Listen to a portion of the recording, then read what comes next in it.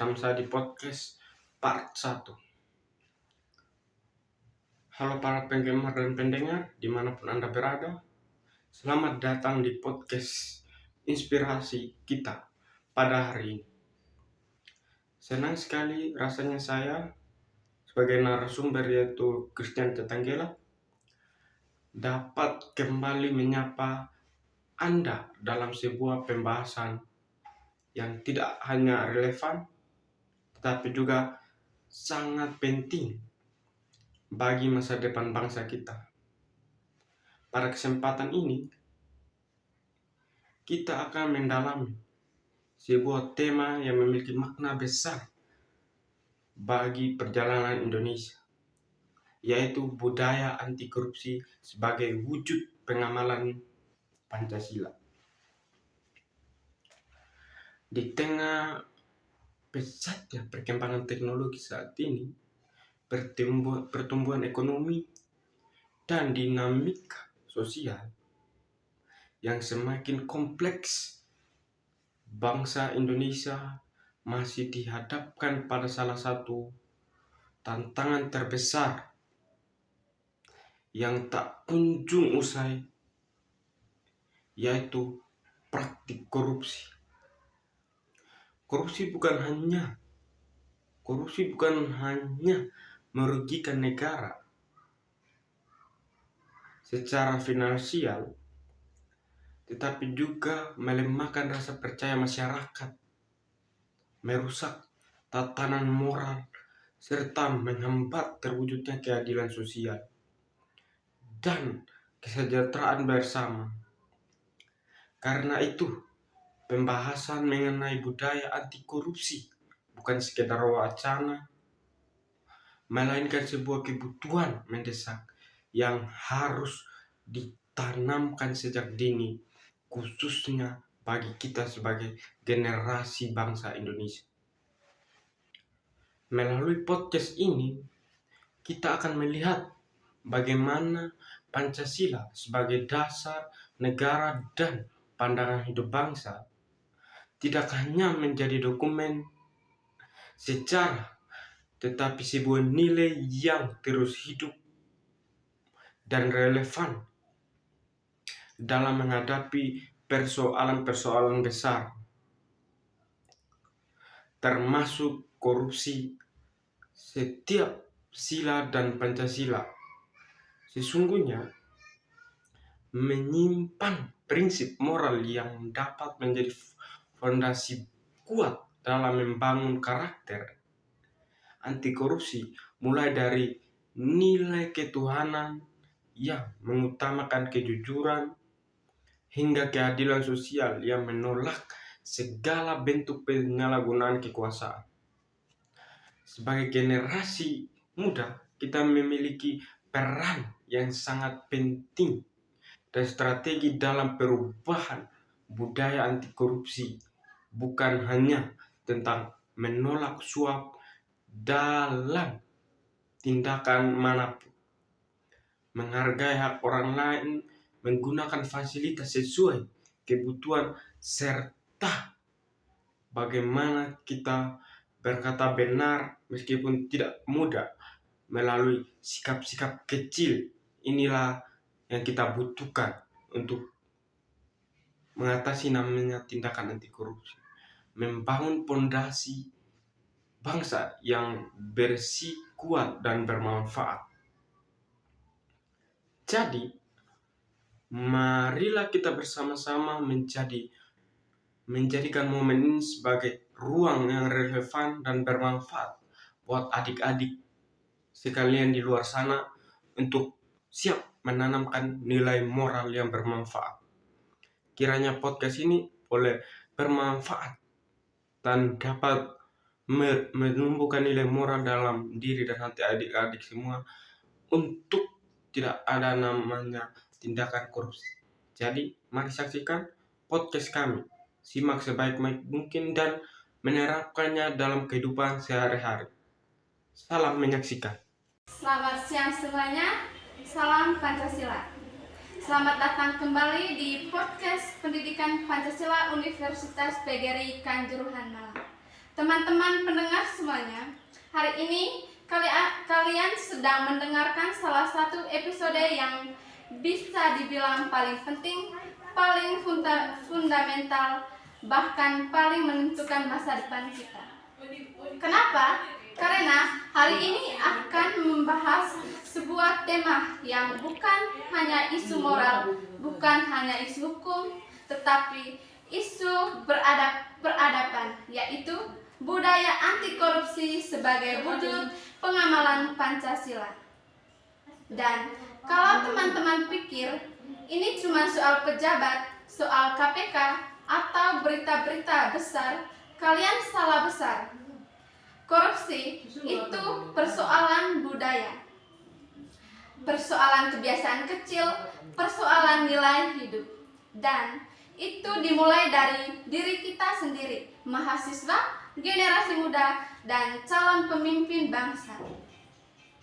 Dan bersama kita hari ini sudah hadir narasumber luar biasa, mahasiswa berprestasi, pemikiran muda, dan juga seorang akademis yang muda yang konkret pada isu karakter dan pendidikan kebangsaan, yaitu Christian Richard Tanggela.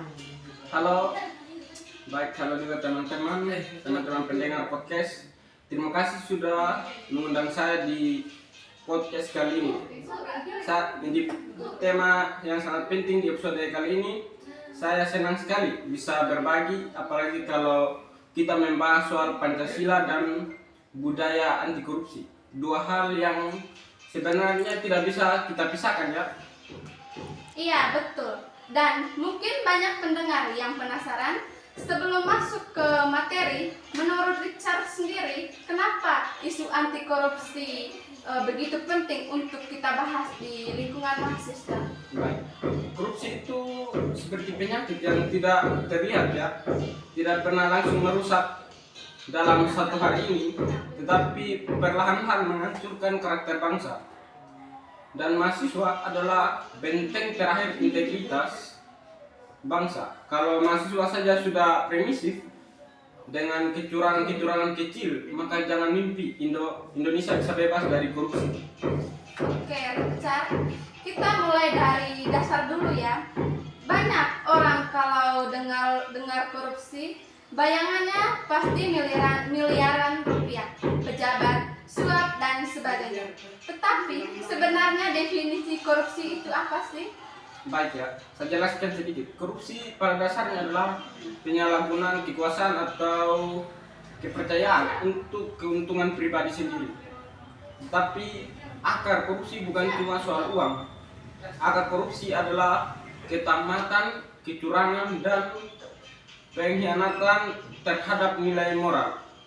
Dan yang paling penting, korupsi kecil itu jauh lebih berbahaya daripada korupsi yang besar. Karena korupsi besar itu dilakukan oleh segelintiran orang, tapi korupsi kecil dilakukan oleh jutaan orang setiap hari. Wah, ini menarik. Korupsi kecil itu seperti apa? Contoh konkretnya, khususnya di kehidupan mahasiswa. Baik, saya simpulkan beberapa contoh yang sangat dekat, bahkan sering dianggap normal, ya. Yaitu contohnya kita menitip absen, menyontek saat ujian, dan bolos tapi meminta tanda tangan dosen. Ini semua termasuk perilaku korupsi. Tidak ada kata lain, karena korupsi bukan hanya merampok uang negara saja. Korupsi adalah merampok kepercayaan. Saya suka kalimat ini. Korupsi adalah merampok kepercayaan.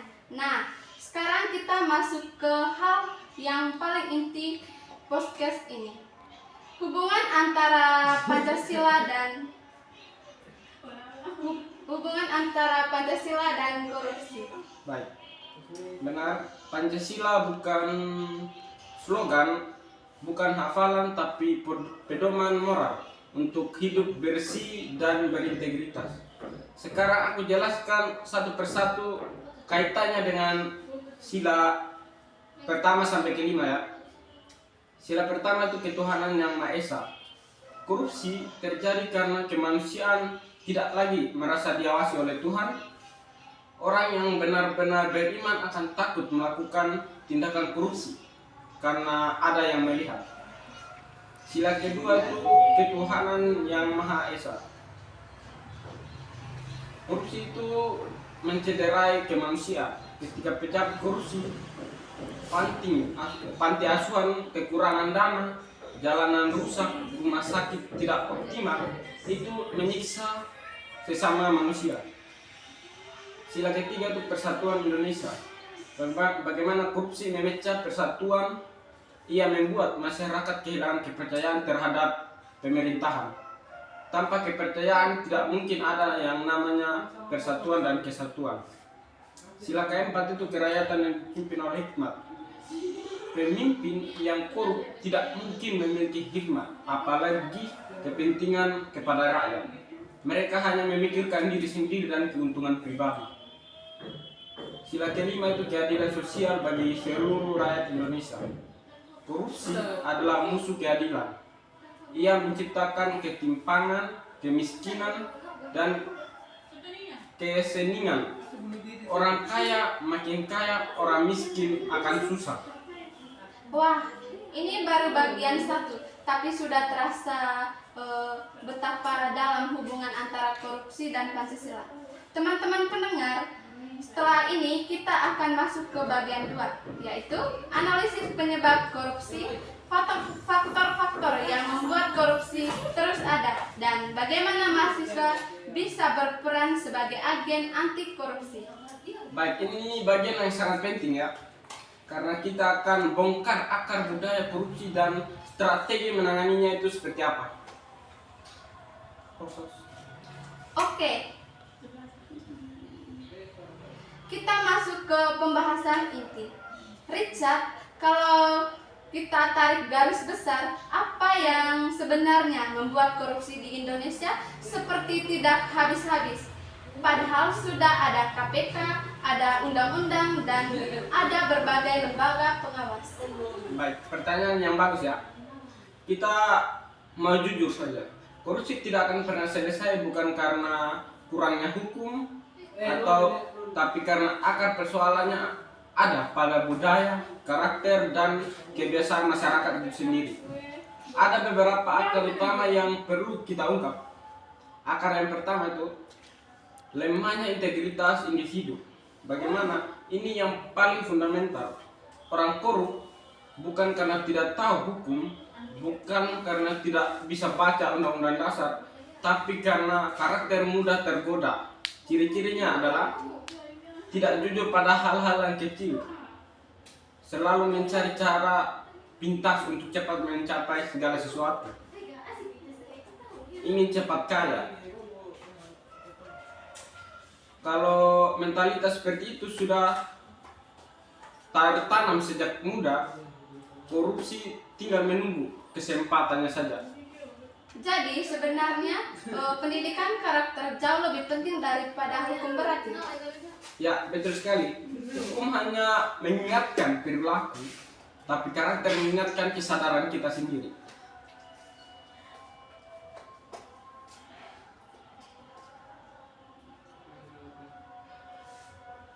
Akar kedua itu budaya primisif. Ini budaya yang paling berbahaya ya. Budaya primisif adalah budaya yang membiarkan budaya yang bilang cuma ini doang, nggak apa-apa.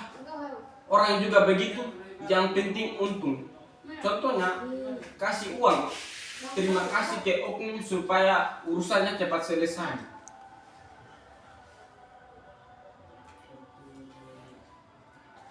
Dari luar terlihat kecil, tapi inilah yang melahirkan generasi yang tidak malu berbuat curang.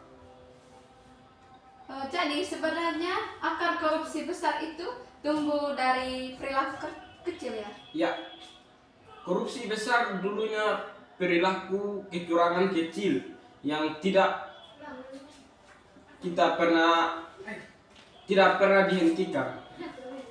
Akar ketiga itu sistem yang longgar, kita juga harus akui bahwa sistem negara kita masih punya celah, masih banyak birokrasi yang manual, tidak transparansi, tidak digital sehingga mudah dimainkan. Contohnya itu pengadaan barang, proyek pembangunan, birokrasi pelayanan, dana desa, bahkan data sekolah. Selama sistem tidak transparan, maka korupsi selalu punya ruang tersendiri bagi orang yang ingin korupsi. Akar keempat itu tatanan sosial. Ada juga faktor tekanan sosial. Masyarakat kadang menuntut seseorang untuk terlihat jauh lebih sukses. Dengan cara itu harus punya mobil lah, harus punya rumah dengan cepat, harus memiliki pakaian atau barang-barang yang branded. Karena tuntunan sosial ini banyak orang memilih jalan pintas dari korupsi jadi pilihan tepat untuk mencapai segalanya itu. Wah, analisis yang sangat mendalam ya. Sekarang kita masuk ke bagian yang paling penting. Bagaimana Pancasila bisa mengatasi semua akar masalah tadi.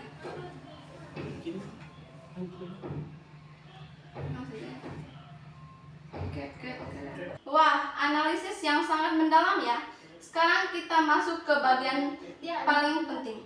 Bagaimana Pancasila bisa mengatasi semua akar masalah tadi? Richard, kalau tadi kita membahas masalah, sekarang mari kita bicara tentang solusinya. Indonesia punya Pancasila yang sangat kuat, tetapi bagaimana Pancasila dapat menjadi sistem imun moral bangsa? Ya benar ya, Pancasila itu ibarat vaksin moral. Kalau nilai Pancasila dihayati dengan benar, korupsi bisa dicegah dari akarnya.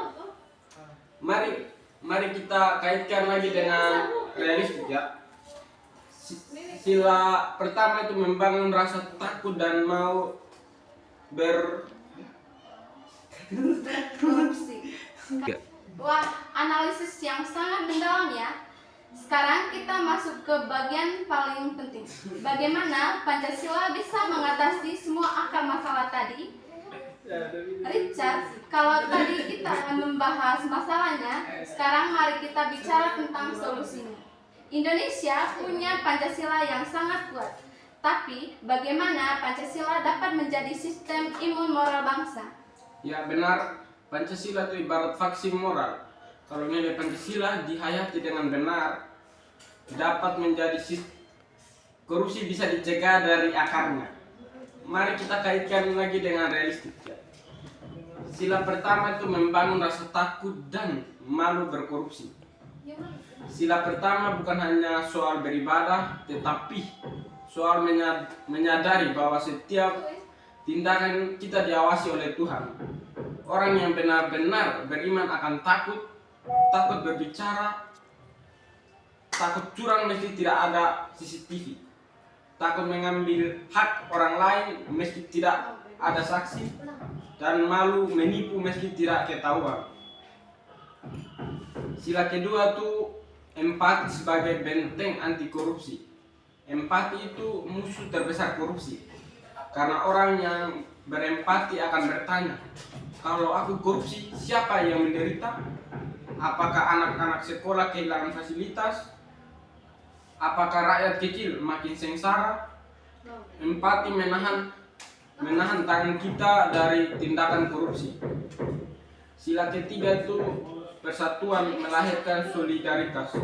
Ketika masyarakat bersatu menolak korupsi, budaya baru muncul, budaya bersih. Kalau masyarakat kompak menolak suap, kompak menolak nepotisme, kompak menolak koruptor, tidak punya ruang. Sila keempat itu demokrasi beretika. Demokrasi tanpa etika akan melahirkan politik korup. Tapi demokrasi yang dibangun atas musyawarah, kebijakan, dan akuntabilitas akan melahirkan pemimpin yang berintegritas. Sila kelima, kunci kemakmuran tanpa korupsi. Bagaimana sila kelima adalah puncak dari semua sila.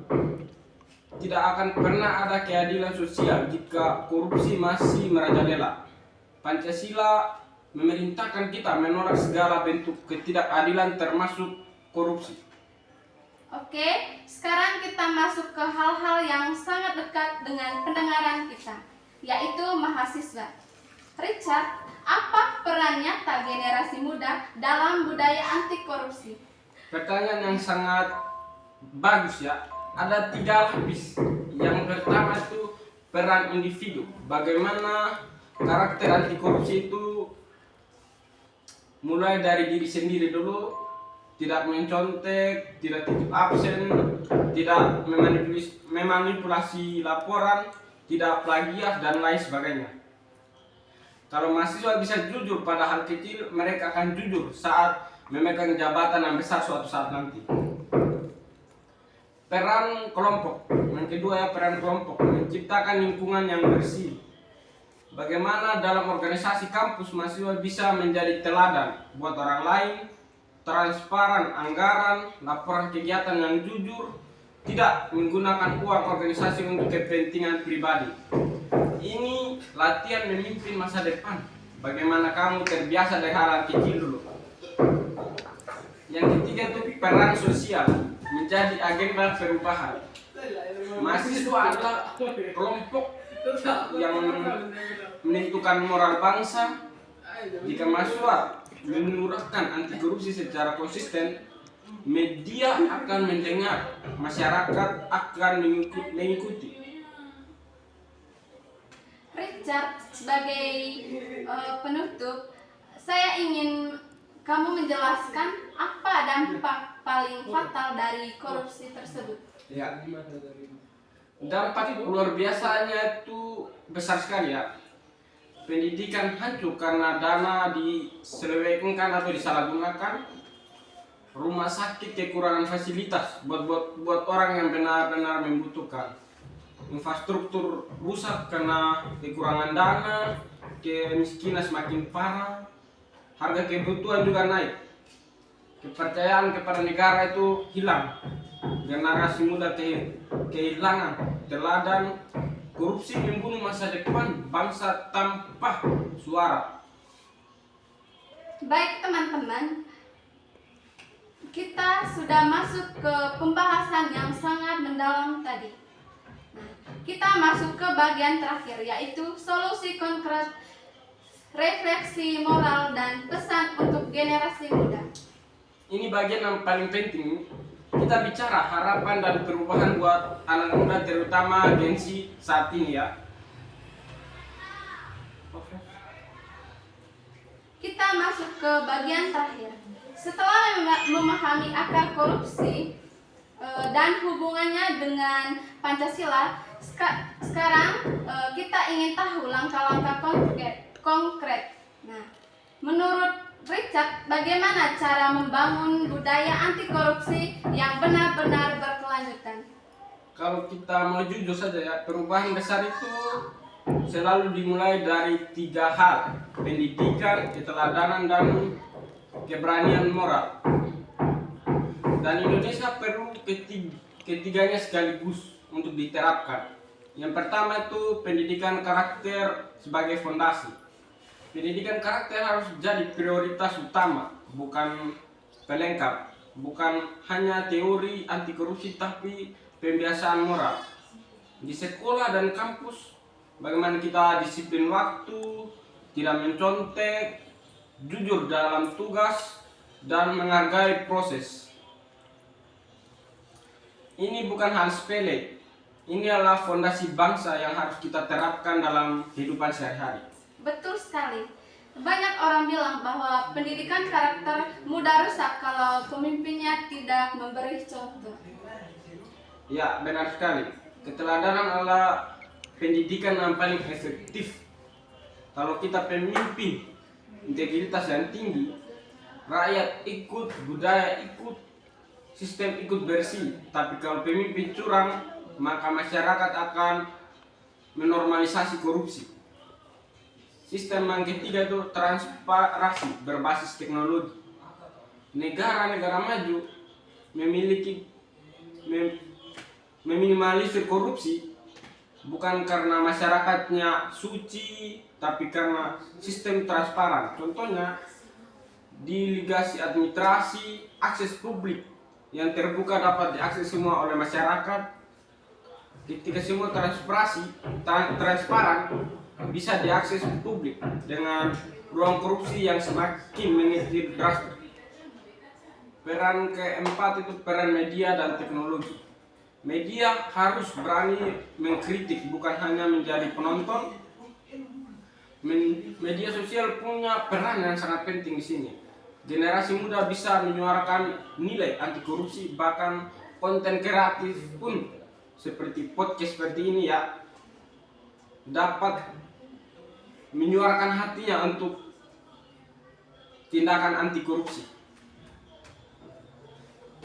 Peran yang kelima adalah peran keluarga yang sangat penting. Bagaimana keluarga adalah sekolah pertama buat anak-anak, agar ajaran anak-anak sejak kecil itu untuk tidak mengambil barang yang bukan milik mereka, tidak berbohong, tidak meminta jalan pintas untuk mencapai segala sesuatu.